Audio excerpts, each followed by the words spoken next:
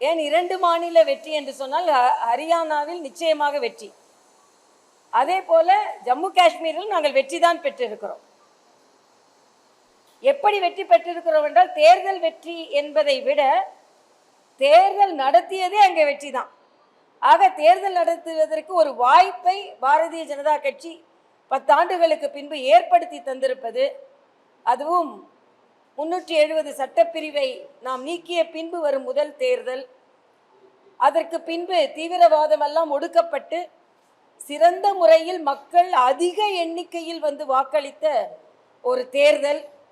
அதில் காங்கிரஸ் சுருங்கி 7, தேசிய கட்சியான காங்கிரஸ் வெறும் 7 பெற்றிருக்கின்ற சூழ்நிலையில், கூட்டணி கட்சி வெற்றி பெற்று வந்திருக்கின்ற சூழ்நிலையில், கூட்டணி கட்சிக்கு வெற்றியை கொடுக்கின்ற சூழ்நிலையில் காங்கிரசிற்கு கூட அந்த வெற்றியை கூட கொடுக்க மனமில்லாமல் மக்கள் காங்கிரஸை சுருக்கி இருக்கிறார்கள்.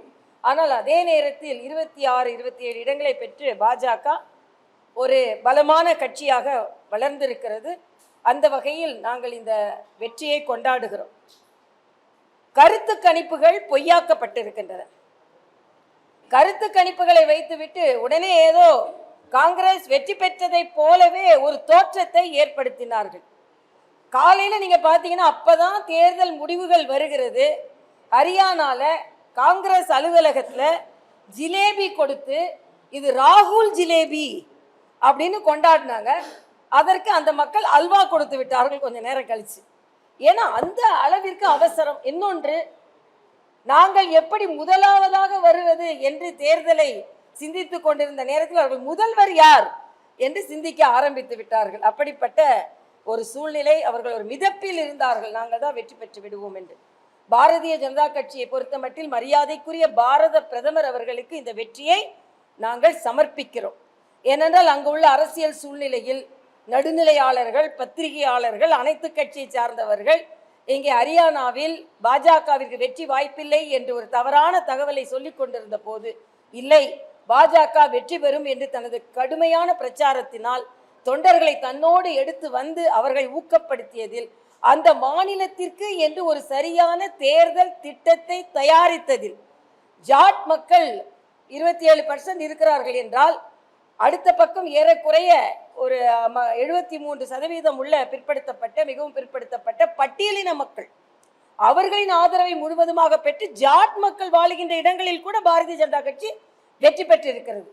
ஆக அந்த சோசியல் இன்ஜினியரிங் மிக அழகாக எடுத்து சென்று மக்களுக்கான திட்டங்களை மக்களுக்காக கொடுத்து, காங்கிரஸ் 7 கேரண்டியை கொடுத்தார்கள். அதாவது 2000 ரூபாய், 25 லட்சம் மருத்துவ காப்பீடு, 500 ரூபாய்க்கு ஃப்ரீ கேஸ், எம்எஸ்பி பயிர்களுக்கு, இப்படி பல திட்டங்களை 7 கேரண்டி கொடுத்தா கூட மோடியின் கேரண்டி தான் பெருசு அப்படின்னு அந்த மக்கள் வாக்களித்திருக்கிறார்கள். ஹரியானா மக்களுக்கு எங்களது நன்றியை நாங்கள் தெரிவித்து ஹேட்ரிக் 3வது முறையாக வெற்றி பெற்றிருக்கிறோம். இது தமிழக பாரதிய ஜனதா கட்சிக்கும் ஒரு நம்பிக்கையை ஏற்படுத்தி இருக்கிறது. ஏனென்றால் 2009ஆம் ஆண்டு ஹரியானாவில் பாஜக பெற்ற எம்எல்ஏக்கள் 4. அப்படிப்பட்ட ஒரு மாநிலத்தில் 3 முறை ஆட்சிக்கு வர முடியும் என்றால் எங்களை பலப்படுத்தி பாஜக தமிழகத்திலும் பலம் பொருந்திய கட்சியாக நிச்சயமாக வருவதற்கு வாய்ப்பு இருக்கிறது என்பதையும் நான் இங்கே தெளிவுபடுத்துகிறேன். காஷ்மீரை பொறுத்த மட்டில் நான் ஏற்கனவே சொன்னதை போல ஃபரூக் அப்துல்லா அவர்கள் கட்சி, அதுவும் காங்கிரசும் கொள்கை முரணானது. அவர்கள் ஃபரூக் அப்துல்லா அவர்களின் தந்தையார் எமர்ஜென்சி காலத்தில் காங்கிரஸாலேயே கைது செய்யப்பட்டு முற்றிலுமாக கொள்கை முரண்பாடு உள்ள கட்சி அங்கே போட்டி போட்டு இருக்கிறார்கள். ஆனாலும் காங்கிரசுக்கு மக்கள் அந்த ஆதரவை கொடுக்கவில்லை. அதனால் இன்று மிகுந்த கவலை அளிக்கக்கூடிய ஒரு கட்சியாக காங்கிரஸ் இருக்கிறது. களிப்படையக்கூடிய கட்சியாக பாஜக இருக்கிறது. பாஜகவின் இந்த வெற்றி தொடரும் என்பதை நாங்கள் இங்கே பதிவு செய்கிறோம்.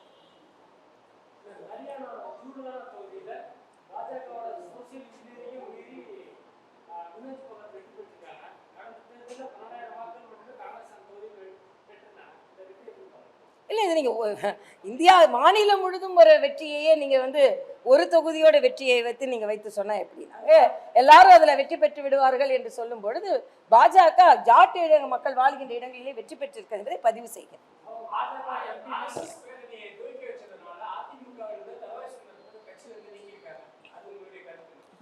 இதில் ஆர்எஸ்எஸ் பேரியக்கத்தில் எந்த கட்சியை சார்ந்தவர்கள் வேணாலும் இருக்கலாம், அனைத்து கட்சியை சார்ந்தவர்களும் ஆர்எஸ்எஸ்ல இருக்கலாம். ஏன்னா ஆர்எஸ்எஸ்ல இருப்பவர்கள் பாஜகவில் மட்டும் இல்லை, அது மட்டுமல்ல அரசாங்க ஊழியர்கள் கூட ஆர்எஸ்எஸ்ஸில் இருக்கலாம் என்று சமீபத்தில் சட்ட வரைமுறையே செய்யப்பட்டது. அதனால் அவர் கலந்து கொண்டதில் தவறில்லை. அவர்கள் கட்சியின் பொதுச் செயலாளர் எடப்பாடி அவர்கள் அவரை நீக்கி இருக்கிறார்கள். ஏன் அப்படி செய்தார் என்று எனக்கு தெரியவில்லை. ஏனென்றால் இதை ஒரு பரவலான மனப்பான்மையோடு பார்க்க வேண்டும். ஒருவேளை அவரை நீக்கினால் சிறுபான்மை மக்களை ஒருவேளை திருப்திப்படுத்தலாம் அப்படின்ற ஒரு எண்ணமா எனக்கு தெரியல. அப்படிப்பட்ட போலி மதச்சார்பின்மையை கட்சிகள் கையாளக்கூடாது என்பதும், அவர் கலந்து கொண்டதில் எந்த தவறும் இல்லை என்பதையும், அது ஒரு தூய்மையான இயக்கம், ஒரு சேவை இயக்கம், அதில் அண்ணன் தளவாய் சுந்தரம் கலந்து கொண்டதை நாங்கள் வரவேற்கிறோம், பாராட்டுகிறோம் என்பதை நான் தெரிவித்தேன்.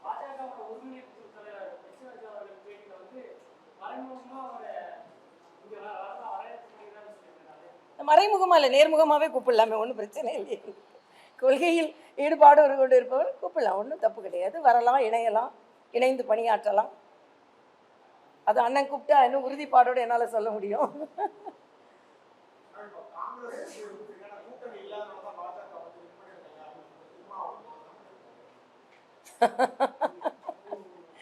இதுக்கு மேலே என்ன கூட்டணி வேணும்னு கேட்குறேன் காங்கிரஸுக்கு.